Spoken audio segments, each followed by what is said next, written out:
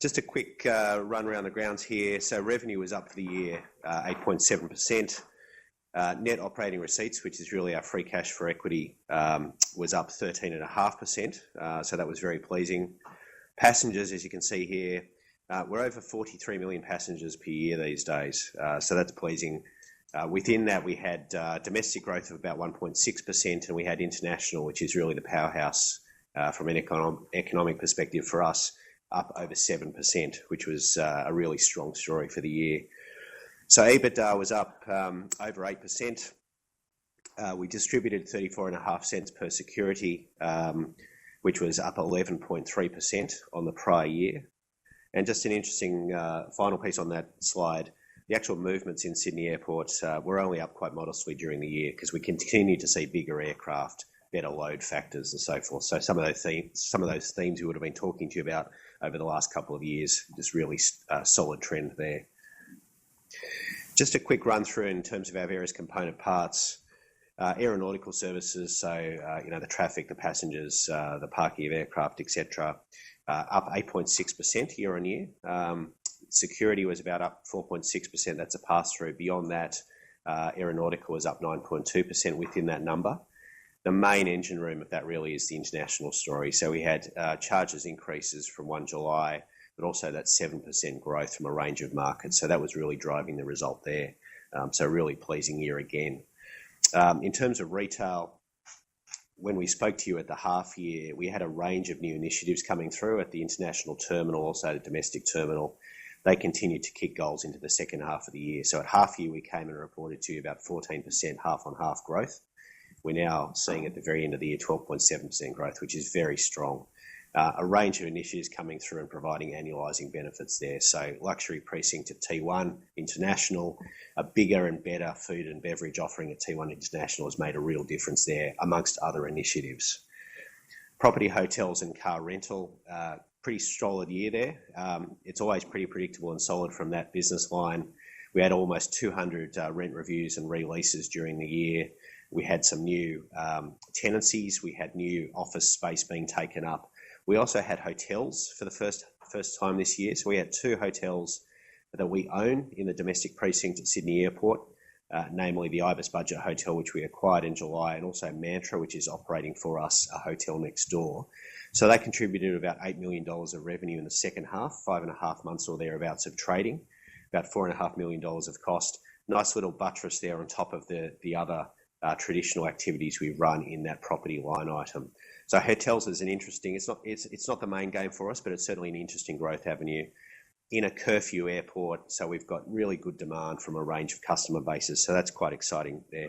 Putting aside hotels, property grew at about 4.5% year on year, which is a CPI story, incremental additional tenancies, as I was saying. Parking and ground transport, we're actually reporting the same growth rate we had at half year, so 2.5% year on year.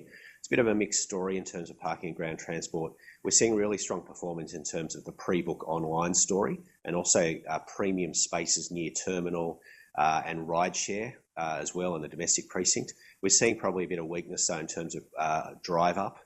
So some of those patterns are changing. Also in Sydney, we're continuing to encourage mode shift, and the train patronage in Sydney has continued to increase across 2017. So it's a solid number there, ahead of domestic passenger growth. But we're not seeing the growth rates we saw perhaps a few years back in terms of parking and ground transport. In terms of capacity and the international traffic picture, it's been a really, really strong year again there. So there's a few charts here just quickly. Top left, just looking at some of the capacity additions across the year. So we had solid add-ons right through the year. We talked to you at half year and we continue to see a lot of really good stories emerging in the second half of 2017. Top right is the load factor across both domestic and international. You see a really positive, nice trend there. Airlines have just been really good in terms of being able to fill their seats much better than before. What we would have said at half year is we've been really pleased over the last year or two with all this capacity coming on board, but the ability for the airlines to actually fill the seats. That's down to self-management of travel. We're talking about travel just before I started here. People are able to see and access some really attractive fares. We all experience that, but that's a real dynamic. And also next generation or new generation aircraft as well. Just the economics of who's flying what metal to Sydney is much improved. In terms of the nationality mix down the bottom, Vietnam was actually the strongest growth story for the year. We've actually got direct flights now to both Ho Chi Minh City and Hanoi. There wasn't any, there was no pause whatsoever in terms of the growth picture there. Aussies are enjoying going to Vietnam, but the Vietnamese nationality is the strongest by a long way, which is interesting. And they enjoy spending in the stores at Sydney Airport too. China was 17% growth in nationalities in that bottom left chart. That's compounding at over 15% for the past number of years. So it's been a strong story. But nationality-wise, China is probably the biggest offshore nationality for us too, but it's only about 8 or 9%. So we've got great diversification across Sydney Airport. Bottom right chart there. Again, we just can't forget that Aussies love to travel. So the biggest growth in absolute terms for the year was the Australian outbound, which is really no surprise to us in terms of, again, being able to access some fantastic opportunities to get into Asia and beyond. In terms of our growth, where was it funded through? 60% of our growth was off peak in 2017. There is great demand for the peak at Sydney, but we had a huge amount of off-peak activity, and this chart just runs through some of those aspects. So I mentioned Hanoi before. Emirates has been adding more capacity through into Dubai as well, certainly in off-peak. Qatar into Doha, Etihad. So we've had a significant set of activities across the year, and also some really other exciting add-ons into the peak as well. Qantas flying direct to Osaka, which is really exciting too. In terms of capex for the year, we spent $428.5 million. The IBIS acquisition in July was $34.5 million of that, and we also spent about $20 million on the Mantra build in the first half. So I won't run through all these in great detail. It was a busy year, a lot of activity, predominantly, as with every year. Most of our capex is invested in the aeronautical business, and that was no different in 2017. So we spent a lot of time and effort in terms of baggage. We delivered eight new baggage carousels. We're well progressed on a revamp entirely of one of the check-in counters to become something more like you see in the domestic space. You'll see that sort of automated bag drop situation in terms of international, which will open very, very shortly. A lot of work's on roads. Our CEO, Jeff, on our call earlier in the week, everyone in Sydney has a story in terms of accessing the airport. The road story has become harder over the last few years. We've done a lot of work on that. There's more to do, but we delivered a lot during the year, and there'll be more delivered in the early part of 2018. So we are managing to improve that quite dramatically, I think, and that's going to continue to be a big focus for us. We also energised some solar panels on the car park just more recently too. So we built a modest amount of additional car parking spaces in the year, and we're able to plug in a decent amount of solar on top of that, which was quite exciting. In terms of the balance sheet, pretty good shape. We're running the best metrics we have, in fact, since the privatisation of Sydney Airport 15 odd years ago. So we feel that we're in really strong shape there. Cash flow cover was 3 times. That was up from the half year in the prior year. We actually got our first credit rating upgrade recently from Moody's, so they put us up to Baa1. We were on positive outlook with both them and S&P for most of 2017. S&P still have us on positive outlook. We'll see what emerges there, but that was a pleasing affirmation or marker, I guess, in terms of the strength of the balance sheet and the coverage story. So we're not chasing that upgrade per se. We were happy with BBB flat range, but we'll take that upgrade.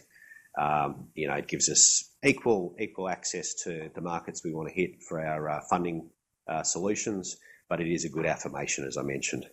Our debt remains very well spread out, as you can see on that chart. The other thing just to note quickly is we put quite a bit of additional interest rate hedging on during 2017. We executed about $3.3 billion of swaps during the year, which was well north of what we have done traditionally in the course of a year. So we're 93% hedged on a spot basis as at 31 December. So we've got great coverage there. And about 98% of all our capital markets debt is now entirely swapped, hedged, I should say, for the life of its term over the next number of years. So we're in really good shape in terms of interest rate cover. In terms of the distribution, importantly, 34.5 cents, as I said, for 2017. That was 11.3%. We have compounded really strongly over the last 5 years in excess of 10%. And, the team's really pleased with having been able to deliver that for our investors. And as we look into 2018, we are guiding 37.5 cents per security, which is 8.7% growth on 2016.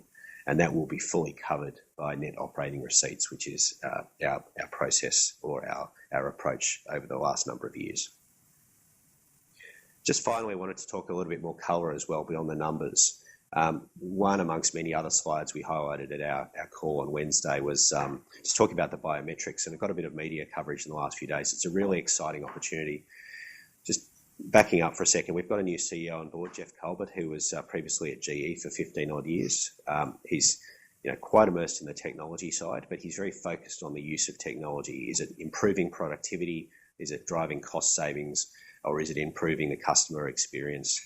And one of the key, sort of banner initiatives that we've got on foot right now, in partnership with the government and Qantas, is the introduction of biometrics. So rather than taking your passport out of your pocket, we're actually expecting you can check in via your mobile, and you can go through, once you've pre-registered, you can go through right through to your boarding gate without taking your passport out of your pocket through facial recognition. So it's going to be a fantastically enhanced experience. We're running a trial in May, and we're expecting that all the component parts that you can see on that slide here, all those steps in the chain, will be fully available by the end of 2018 for Qantas passengers. So that's a really, really exciting step change. We've done a lot of good stuff in terms of technology in the last few years, but this is really leapfrogging a number of those enhancements. So we're really excited about that particular initiative.